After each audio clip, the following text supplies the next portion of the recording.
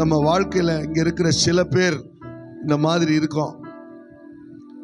ரொம்ப காலமாக நுகத்தடிய சுமக்கிறோம்.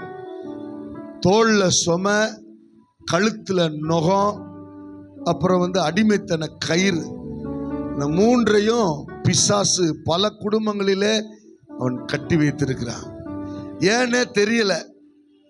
பைபிளில் ஆண்டவர் சொன்னார், வருத்தப்பட்டு பாரம் சுமக்கிறவர்களே, சுமை சுமக்கிறவர்களே, நீங்கள் எல்லாரும் என்னிடத்தில் வாருங்கள், நான் உங்களுக்கு இளைப்பாறுதல் தரேன். கவனமாக கவனிங்க. செய்து கொடுக்கும்போது நுகம் யார் மேல இருக்குதோ, சுமை யார் மேல இருக்குதோ, அடிமைத்தன கயிறு யார் மேல இருக்குதோ, அவங்களுடைய வாழ்க்கையில இளைப்பாறுதலை அவங்க கண்டடைவதில்லை.